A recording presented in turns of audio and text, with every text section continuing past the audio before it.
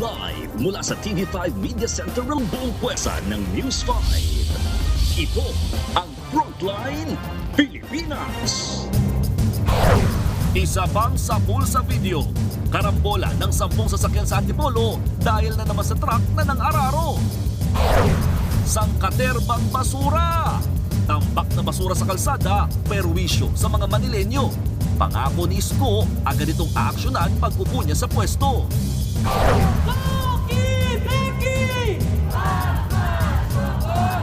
Mga ralis ng Becky, nakagirian ng mga pulis. Eto na nga, Chloe Nicaloy as a singerist na.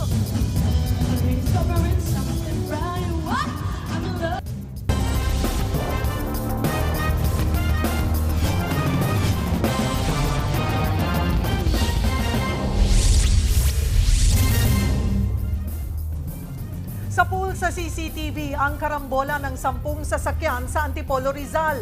Siyam ang sugatan. Ang karambolang yan, nagsimula ng biglang mawala ng kontrol ang isang truck habang pababa sa highway. Nasa frontline na balitang yan, si Gary De Leon. Masdan ang kuha ng CCTV, makikita ang pagdaan ng isang truck sa sumulong highway sa Antipolo. Bigla itong napatigil hanggang sa sinalpok ng isa pang truck. May kotse namang nagpasirko-sirko hanggang sa napunta sa gasolinahan. May tricycle pang natumba sa gilid ng truck. Wasak ang unahang bahagi ng dalawang truck na nagbanggaan. Ang mga kargang bote ng truck na ito nabasag at nagkalat sa kalsada. Sa kabuuan, 10 sasakyan ang nagkarambola. Ayon sa City Disaster Risk Reduction and Management Office ng lungsod, nagsimula ang disgrasya ng mawala ng kontrol ang isang truck. Ang truck na yan, nakabangga ng 3 motorsiklo na bumangga naman sa tricycle. Yung tricycle sumulpok sa van na bumangga sa poste at isa pang motorsiklo. Siya mang sugatan sa karambola.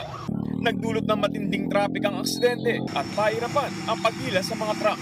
Pansamantalang nagpatupad nila routing at stop-and-go traffic scheme ang mga traffic enforcer habang may clearing operations sa kalsada. Nagbabalita mula sa Frontline, Gary De Leon, News 5. Tiklo ang isang Chinese matapos maaktuhang nagbebenta ng nakaw na sasakyan sa Maynila. Ang suspect, bagsak presyong 180,000 pesos ang benta para sa isang SUV. Nasa frontline ng balitang yan, si Brian Castillo. Police. Don't move. Don't move. Napurnada ang pakikipagtransaksyon ng Chinese national na yan nang arestuhin ng mga pulis sa isang parking lot sa Ermita, Maynila. Nag-alok umano sa online ng isang subcompact SUV sa halagang 180,000 pesos lang. Nagtaka ang buyer kaya nagpa siyang lumapit sa PNP Highway Patrol Group. Dito na nakumpirmang nakaw ang ibinibentang kotse. Binalidate po niya kung bakit ganun kababa yung sasakyan na binibenta sa kanya, and it so happen na ito pala ay alarmado. Nang inspeksyonin ang sasakyan, tumambad ang iba't ibang uri ng hinihinalang iligal na droga na nagkakahalaga ng halos 800,000 pesos. May mga nakuha ring baril at bala.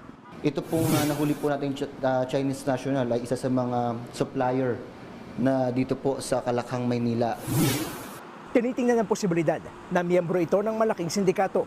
Maraming mga links, ang daming mga tao na pinagbibigyan itong tao na to, mga pinaglalagyan. Even may mga parokyano tayo doon na allegedly ay Chinese din. We are still hoping na sana matusok natin yung pinanggagalingan. Ito pong nakuha po natin mga ebidensya po sa kanya. Wala pang pahayag ang naarestong Chinese national na mahaharap sa patong-patong na reklamo. Nagbabalita mula sa Frontline, Brian Castillo, News 5. Sumiklab naman ang sunog sa San Andres, Bukid, Maynila kaninang hapon. Makapal at maitim na usok ang bumalot sa residential area sa Barangay 772 sa bahagi ng Dagoni Street kaninang alas 3. Nakaresponde naman agad ang mga bombero pero sa lakas ng apoy, higit 1 oras bago ito tuluyang naapula. Wala namang naiulat na nasaktan at inaalam pa ang naging mitsa ng apoy kung ilan ang nasunugan at kung magkano ang halaga ng pinsala. Isa pang sunog, natupok ang halos 200 bahay sa Talisay City, Cebu kahapon. Ang mitsa ng apoy, pagwe-welding umano ng isang residente. Naasa frontline ng balita si John Naroa ng News 5 Visayas. Nilamon na naglalagablab na apoy ang residential area na ito sa gilid ng tulay sa Tabunok, Talisay City sa Cebu kahapon. Pasado 2:00 ng hapon sumiklab ang apoy na mabilis kumalat sa magkakatabing bahay. Pahirapan ng mga bumbero sa pag-apula kaya sa mismong tulay na sila pumwesto. Isinara rin muna ang southbound lane ng tulay para makadaan ang mga fire truck. Nagdulot yan ng matinding traffic. Matapos ang halos 2 oras, naapula rin ng apoy. Halos 200 bahay ang natupok. Halos 1,000 residente ang apektado. Ang ilan sa kanila, dito na namin inabutan sa gym ng barangay na ginawang evacuation center. Ang sakit talaga, di kami makapaniwala. Sa isang iglap lang nawala agad ang lahat. Ayon sa mga residente, pagwi-welding ang mitsa ng apoy. Medyo naglisod yun kay... Isa sa mga tinitinan natin ang angulo na yan kasi may mga nakakita na may nagwe-welding. Magsasagawa tayo ng investigasyon dyan. Nagbabalita mula sa frontline, Jan Arua, News 5, Visayas. Showbiz, eto na nga! Mga kapatid, eto na nga ang mga rumaratsyadang showbiz balita ngayong Webes. More than just a show para sa cast, ang hit seryeng Incognito. At ngayong harapin na ng contracts ang kanilang final mission very soon, hindi maiwasang maging emosyonal ng ilang cast member gaya ni Maris Racal. Nasa frontline na balitang yan, si News 5 digital producer Von Belinario. This is war. Matapos silang hanapin, pagtaksilan at sirain, sa huli, hustisya pa rin ang huling misyon ng contracts. Ito ang ilang pasabog na eksena sa pinakaabangang finale mission ng Incognito. Sina Richard Gutierrez at Daniel Padilla na senti sa nabuong samahan. Every mission habang tumatagal mas nagiging close yung buong grupo. Sayang gawin nito eh. Sayang gawin masyado. Dahil hindi siya naging madali. Kaya mas masarap yung tagumpay sa dulo eh. Si Maris Racal naging emosyonal sa MediaCon nang magpaalam sa kanyang role bilang si Gab Rivera. Making this series, making Incognito has saved me. You have no idea how much it saved me and paano ako nag-grow as an actor. And salamat sa pagbigay sa akin ng role na Gab Rivera. Para kay Baron Geisler, redemption niyang Incognito matapos dumaan sa maraming kontrobersya. First show ko na may pagmamalaki ko na hindi ako pumasok sa set na nakainom. And it's so liberating. Abangan ang final mission ng Incognito sa primetime premiera ng TV5. Nagbabalita mula sa frontline. Von Belinario, News 5. At susunod, detention facility ng NBI, sorpresang ininspeksyon. Isang Chinese detainee na hulihan ng puslit na yosi. Ilang CCTV na ginagamit para sa NCAP, sinira para nakawan ng kable. Aktres na Zia Vigor, dalaga na at may bagong serye dito sa TV5. Abangan ang lahat ng yan sa pagbabalik ng Frontline Pilipinas.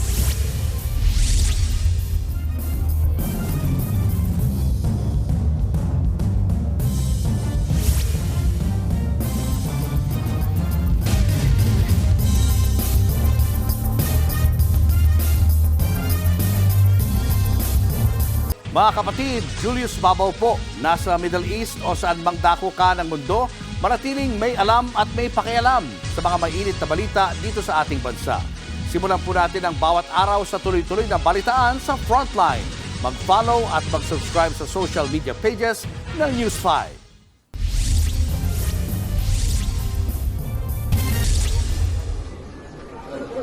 Isa-isang kinapkapan ng mga presong ito sa NBI Detention Facility sa Bureau of Corrections sa Muntinlupa. Bahagi yan ng Oplan Galugad para makita kung may naipuslit na kontrabando sa loob ng pasilidad. Isang Chinese detainee ang nakuhanan ng 7 stick ng sigarilyo. Kalimitan po ng nahuli namin for the past 6 months po, mga sigarilyo at saka po alak na gustong ipasok. Kanina naman, sorpresang nag-ikot si NBI Director Jaime Santiago para inspeksyonin ang naturang detention facility at mga nakadetine sa Building 14 ng Bucor. The ventilation is okay? Yes, everything is okay. No special treatment? No. Ipinakita rin ng NBI ang maliit na selda ni dating Congressman Arnie Teves na nahaharap sa patong-patong na kaso. Nasa ospital si Teves matapos operahan sa tiyan. Bukod kay Teves, may ilan pang high-profile na nakakulong din sa NBI. Kabilang si Sheila Go na umano'y kapatid ni dating Bamban Mayor Alice Go na iniuugnay naman sa Pogo. Tiniyak ni NBI Director Santiago na walang VIP treatment sa mga nakakulong. Anong makakaroon ng VIP treatment dito? Masikip na nga ang lugar namin eh. Okay, but then, ayun, tinatanong ko naman yung mga preso, kung meron silang pinagseselosa na may VIP treatment, wala naman daw. Pantay-pantay ang treatment sa kanila. Kung ano pagkain ng isa, lahat yun ang pagkain. Ayon sa NBI, overcrowded na ang detention facility. 228 na kasi ang nakakulong dito, kahit na 116 lang ang kapasidad. 80% ng mga nahuli ay dayuhan na sangkot sa mga pogo o scam hubs. Dapat ma-deport na yan. Kasi ganito eh, ang BI, Bureau of Immigration, wala rin silang facilities. So, nire-request namin sila, ang BI, na fast-track ang deportation proceedings. Nagbabalita mula sa Frontline. Elaine Fulgencio, News 5. Pinagdiskitahan ng ilang kabataan na ang mga CCTV camera na ginagamit para sa No Contact Apprehension Policy o NCAP. Ninakawan nila ng kable ang mga ito para ibenta. Nasa frontline ng balitang yan, si JC Cosico. Nadiskubre ng MMDA nitong Martes na pinagpuputol ang kable ng mga CCTV camera na nakakabit sa EDSA Guadalupe Footbridge sa Makati City. Ang mga kamera na ito ginagamit para sa No Contact Apprehension Policy o NCAP. Nitong June 20, nakuha na ng CCTV na may taong nasa footbridge at inaabot ang mga kamera. May kinalaman kaya ito sa NCAP?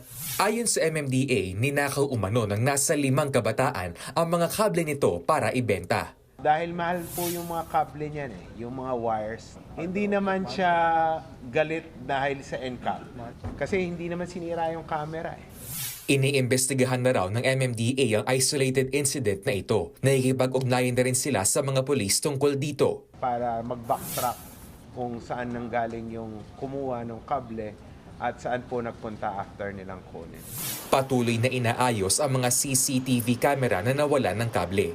Lalagyan na rin daw nila ito ng harang para hindi na manakawan pa. Pag nanira kayo ng property or kumuha kayo ng property, may penalty yan sa batas. And we'll make sure that you'll be prosecuted.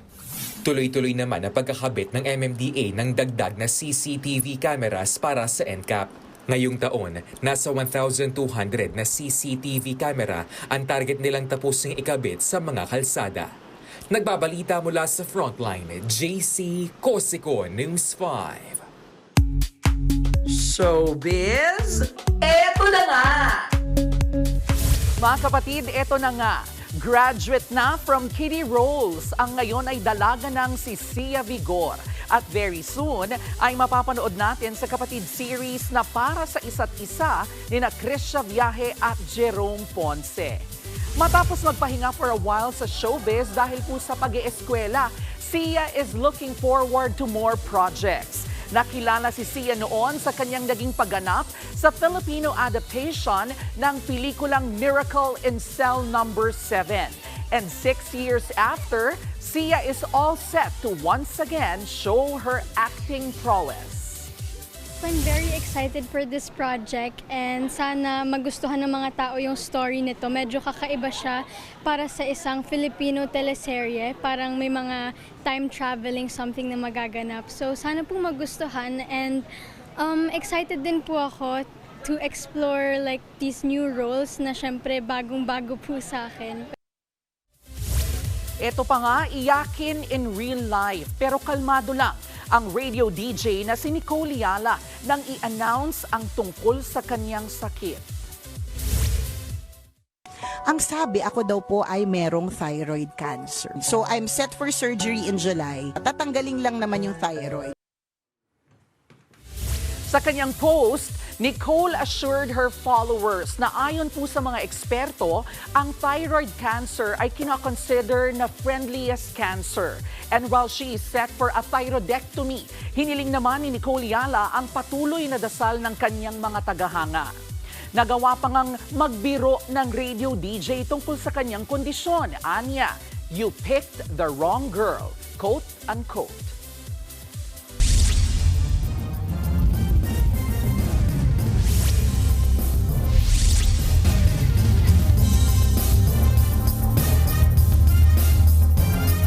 Mga kapatid, Julius Babaw po. Nasa Middle East o sa amang dako ka ng mundo, manatiling may alam at may pakialam sa mga mainit na balita dito sa ating bansa. Simulan po natin ang bawat araw sa tuloy-tuloy na balitaan sa Frontline. Mag-follow at mag-subscribe sa social media pages ng News 5.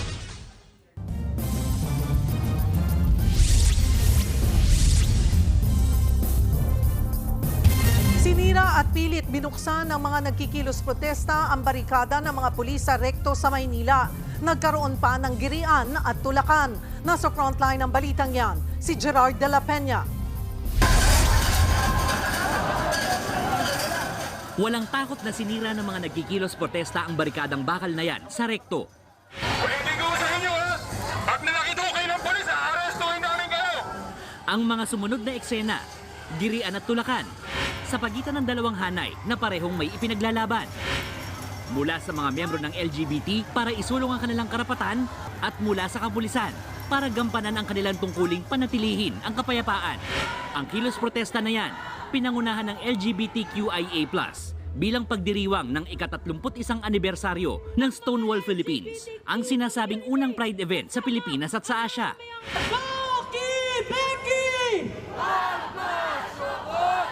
Panawagan nila, agarang ipasa ang sexual orientation, gender identity and gender expression o SOGI Equality Bill. Mabigyan na ng pansin ang usapan hinggil sa marriage equality at syempre ang mga basic na karapatan ng LGBT community.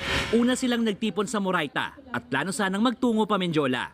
Pero sa Recto pa lang, hinarang na sila ng barikada ng pulisya. Dito nagsimula ang komosyon ng mga otoridad at ng militanteng grupo. Nakalaunay natigil din matapos ang maayos na usapan ng mga lider ng grupo at ng Manila Police. Sa kalmadong harapan, pumasok na si Gabriela Shilang, isang militant drug artist. Sumayaw siya sa harap ng mga pulis at ng mga nagkikilos protesta. Kabilang din sa mga dumalo sa protesta, ang batikang direktor at batang Quiapo star na si Joel Lamangan. Nagbabalita mula sa Frontline, Gerard de la Peña, News 5. Arestado ang lalaking nabistong nagbebenta ng ATM card online. Ang kanyang madalas sa parokyano, mga scammer. Nasa frontline ng balitang yan, si Brian Castillo. Sumama ka na lang sa amin. Sumama ka na lang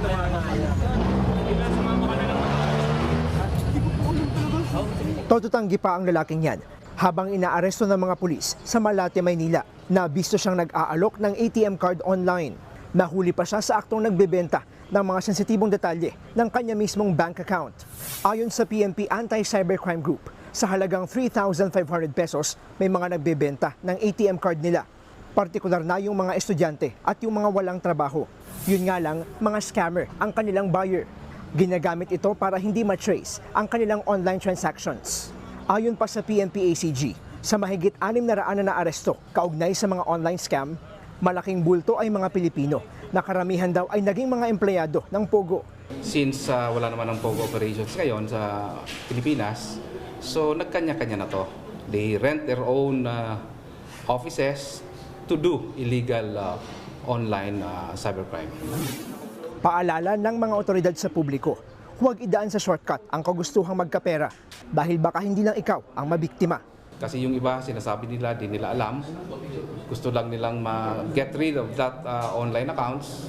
Pero di nila alam na posible magamit ito sa scams. Mahaharap ang sospek sa reklamong paglabag sa Anti-Financial Account Scamming Act. Nagbabalita mula sa Frontline, Brian Castillo, News 5. Susunod, Carlos Yulo, supportive boyfriend sa bagong album ni Chloe San Jose. Tutok lang mga kapatid, magbabalik pa ang Frontline Pilipinas.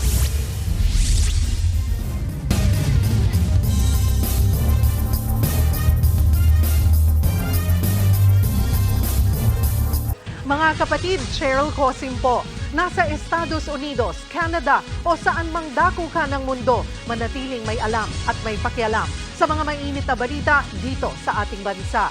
Simulan natin ang bawat araw sa tuloy-tuloy na balitaan sa Frontline. Mag-follow at mag-subscribe sa social media pages ng News 5.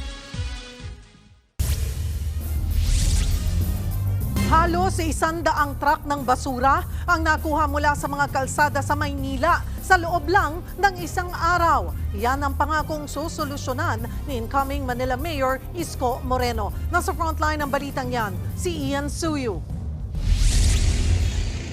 Sa kuha ni incoming Manila Mayor Isko Moreno, tambak ng basura ang tumambad sa kahabaan ng Mel Lopez Boulevard sa Tondo, Maynila. Halos masakop nito ang kalsada. Walang madaanan ng mga sasakyan. Samot-saring plastik, kahoy at halo-halo na ang mga nabubulok at di nabubulok. Pinuntahan din yan ng News 5. Bukod sa kahabaan ng Mel Lopez Boulevard, nagkalat din ng basura sa magkakahiwalay na lugar sa Maynila. Gaya na lang sa Kapulong at Dagupan Street. Ilang araw na ang problema ng mga residente dito sa Dagupan Street yung tambak ng basura sa kanilang lugar. Bagamat kahapon daw may mga kolektor na dumating na at kinuha yung ilang mga basura dito, kitang-kita naman na may mga natitira pa at ang pangamba nila, baka makaapekto yan sa kanilang kalusugan pati na rin sa kanilang hanap buhay, kagaya na lamang ng mga kainan malapit dito. Ang lugawan ni Rene, apektado dahil sa harap mismo nila na iwan ang tambak ng basura. Nung nakarang araw, 3 araw nakastock yung basura, bago nakuha . O ito, bago lang yan. Maho talaga. Sana makuha ng basura yan araw-araw para malinis yung palagi yung kalsada. Apekto sa amin panininda .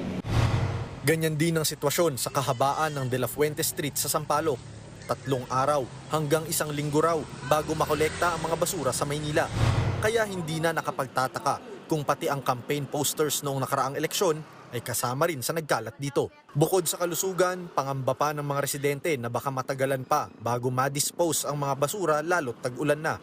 Bahain pa naman ang Maynila. Nagsagawa naman ng paghahakot ng basura ang MMDA. Sinalumunan nila ang dapat sanay tungkulin ng Manila LGU. Nagkaproblema raw kasi ang Maynila sa kontraktor ng basura. Sa isang araw, umabot sa 78 truck ng basura ang nahahakot.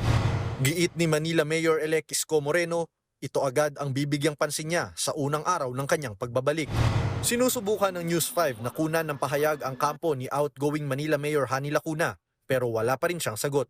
Nagbabalita mula sa Frontline, Ian Suyu, News 5. Uli ang 11 taxi drivers na nananaga sa pamasahe sa NAIA. Inimbestigahan din kung may kasabwat silang airport police. Nasa frontline ng balitang yan, si Mon Gualvez. Magkano kaya hanggang Terminal 3? Mula NAIA Terminal 1 papuntang Terminal 3, 300 pesos ang singil ng pinarang taxi ng 2 pasahero na ito kahapon. Nasa 4 na kilometro lang ang biyahe. Gumamit naman daw ng metro ang taxi driver. Pero takang-taka pa rin ang pasahero dahil sa laki ng lumabas sa metro. 128 kuya, kakasakay lang. Mga 300 abutin. Bago lang kasi ako sa Maynila. Sorry po, sorry. Naharang naman ang mga tauhan ng LTO ang isang taxi.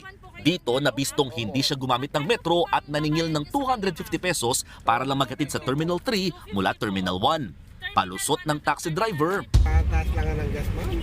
Ilan lang sila sa 11 nahuli kahapon ng Land Transportation Office at ng PNP Aviation Security Group sa paligid ng NAIA Terminals. Noong nakaraang linggo, nag-viral ang taxi driver na mahigit 1,000 pisong singil sa pasahero. Talagang nagtitake advantage sila doon sa nagmamadali na pasahero. At lalong-lalo na po yung mga parang probinsyano ang dating. Aminado ang Manila International Airport Authority, matagal na nilang problema ang mga nangungontratang taxi driver. Iniimbestigahan na rin nila ang ilang airport police na kakonsyaba raw nito. Pahirapan din daw ang paghuli sa mga taxi driver na nananaga ng pamasahe. Ang bibilis ng communication ng mga mismong mga drivers. Ite-text ng isa, pare, wag ka pupunta dyan, gano'n. So, before we strike, alam na nila. Magsisimula sa 5,000 piso hanggang 15,000 pisong parusa sa mga mahuhuling nangungontrata. posible ring ma-impound ang mga sasakyan nila at makansela ang kanilang prangkisa. Nauna nang sinabi ng Department of Transportation, may mga libreng shuttle service naman gaya nito na available para sa mga nais magpahatid sa magkakaibang NAIA terminal, eksklusibo para sa mga pasahero. Habang may mga P2P buses naman daw para sa ibang mga kasama sa murang pamasahe. Babala ng DOTR, seryoso sila sa panguhuli ng mga nananaga sa pamasahe. Na itong napakatagal ng pang-aabuso ng mga taxi sa airport, hindi lamang sa mga kababayan natin, kundi pati sa mga turista na nagbibigay ng napakalaking kahihiyan sa ating bansa, kailangan mahinto na.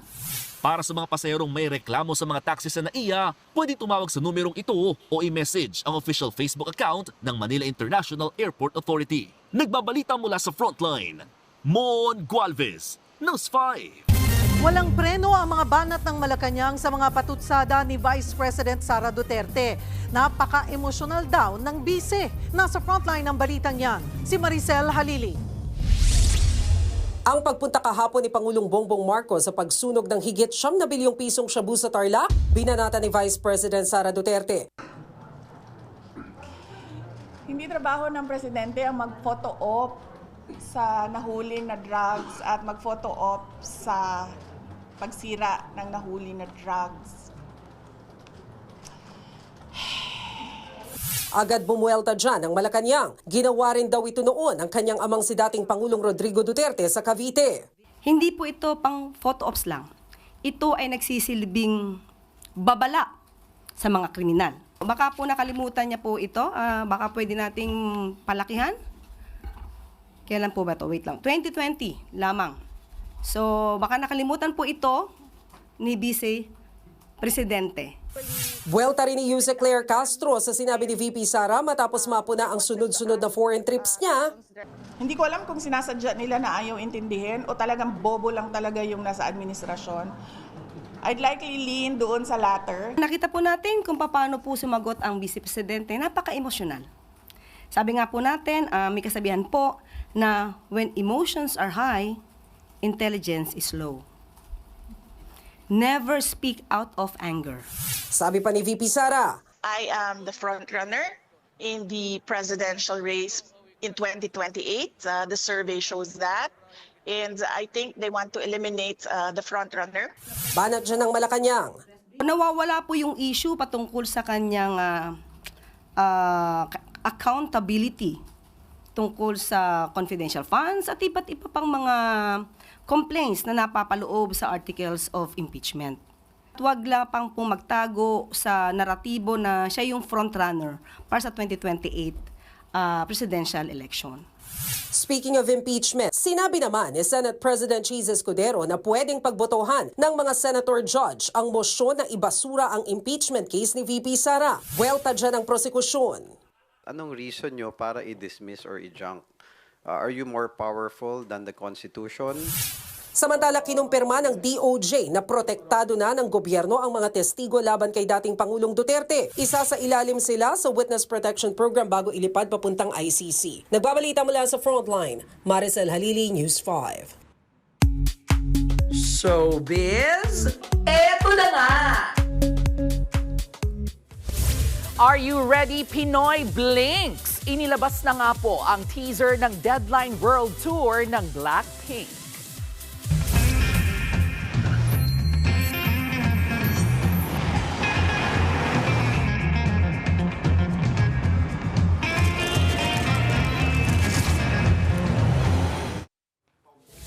Ang 27-second trailer ay pinangunahan ni Apatu hitmaker Rosé. Driving in a convertible pink car ang members, kasama sina Jennie, Lisa at Jisoo. Nagtapos po ang video sa isang hanging phone. Sa November 22 at 23 na ang Blackpink concert sa Philippine Arena. Ito pa nga, beaming with pride si Olympic gold medalist Carlos Yulo sa launch ng singing career ng kanyang girlfriend na si Chloe San Jose. Nasa frontline ng balitang yan, si MJ Marford. It's official. Chloe Anne Helay is now in her songstress era. Inilaunch na nga ni Chloe ang debut extended play niya entitled Chloe Anne Helay. For real. 7 songs ang laman yan. 6 ang pinperform ni Chloe during the launch. At kinuwento nga niya, bahagya siyang naging emotional seeing people na todo ang suporta sa kanyang music journey. Siyempre, number 1 dyan, ang kanyang mahal na si Olympic gold medalist Carlos Yulo.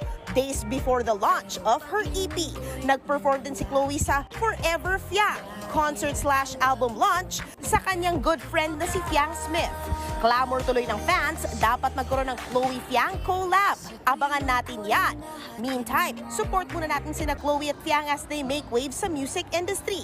Featured sa Chloe Anne Helay, For Real, ang 7 tracks na may mga tema tungkol sa personal journey, emotions at authenticity.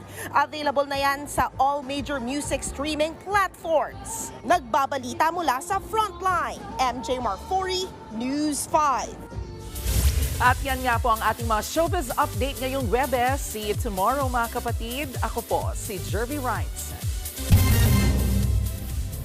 Alright. Nako, ano masabi mo ron? Pang gold medal din ang performance. Pwede. Congratulations. Congratulations. Pakinggan natin, streaming na daw eh. Streaming. Alright, salamat sa sa front runner. Sa frontline pala. At yan ang mga balita at impormasyon na dapat niyong malaman sa araw na ito. Mga balita para sa mga may alam at may pakialam. Kami ang inyong mga kasangga sa Frontline Pilipinas.